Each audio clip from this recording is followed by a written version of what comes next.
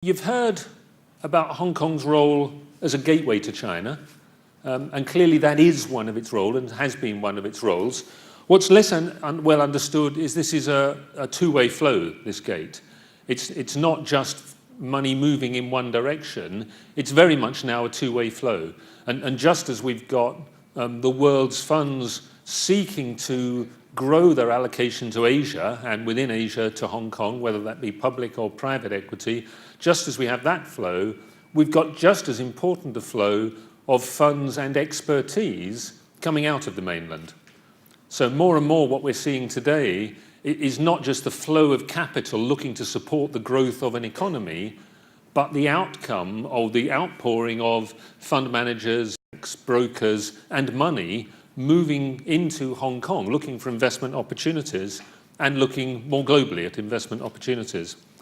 I want to talk about Hong Kong as an asset management centre and what that role represents. I want to talk about Hong Kong as a fundraising centre and how Hong Kong has become a much more complex and diverse platform for raising equity funding. And then finally, you wouldn't expect me to leave my topic without talking about regulation. Because first and foremost, that's my job, to ensure that the market that we have in Hong Kong both operates to the highest international standards and is seen to operate to those standards and will continue to remain at those very high international standards. And that's absolutely key in this global economic environment when we're all looking at what happened in the crisis and what's happening post the crisis. So I'll come at the end to talk about how Hong Kong is moving on, how it's developing, how regulation is changing.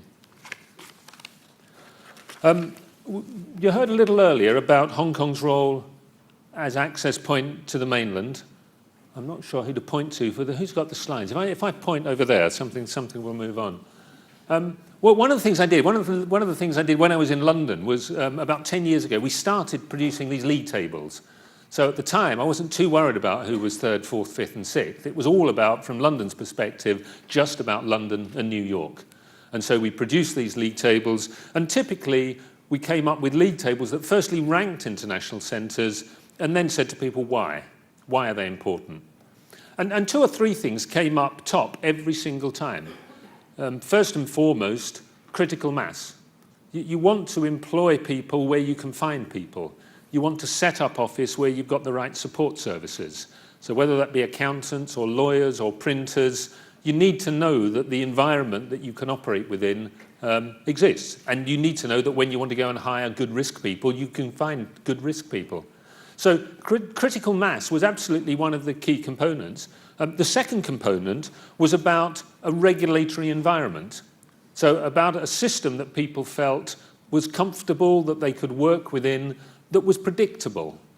And I say predictable because one of the least understood elements of regulation, but I think anybody who's a practitioner knows that regulation, for it to be effective, has to be predictable. People have to know that when they've acted in a certain way, which they thought was in accordance with the rules aren't going to change very quickly. And when I've gone to Hong Kong, both of those things, critical mass and the predictable regulatory environment, are two of the key features in Hong Kong.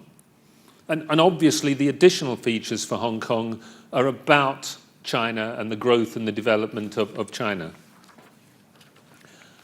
Our experience of working with mainland authorities has been a very, very close and deep experience over many years.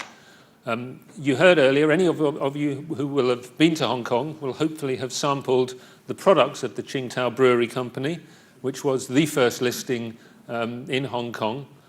Over the years, we've seen Hong Kong increasingly perform the role of a testing ground for innovations, new changes, new developments that the mainland wishes to see developing for its own market. So we started with listings back in the early 90s. We've seen over the course of the last 20 years, the introduction of red chips. So these are the large Chinese companies incorporated outside of the mainland. We've seen over the last 2 or 3 years, a lot of dual listings, where you have listings that are both on the Shanghai Exchange and on the Hong Kong Exchange. And many of the very large listings have been dual listings across 2 markets. We've seen more recently the development of what I call the hot and cold tap. Actually, the hot and cold tap are policy levers where if the market in the mainland is becoming overheated or underheated, you've got a hot and a cold tap. So the QFII is the hot tap. That basically gives quota to international banks to say you can now invest into the mainland. So that's the hot tap. We need the temperature raised a bit. The cold tap is what I call the QDII, qualified domestic investing schemes, which allows money in the mainland to be diverted out of the mainland into other markets. And a lot of that money has found its way through into Hong Kong.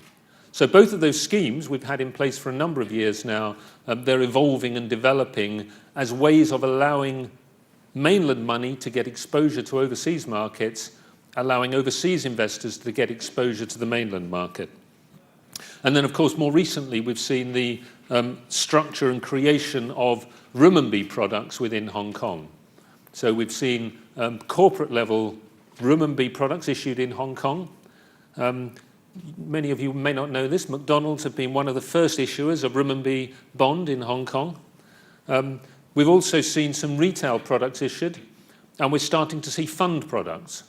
So there's an increasing appetite to see tradable products existing in Hong Kong outside of the mainland banking system.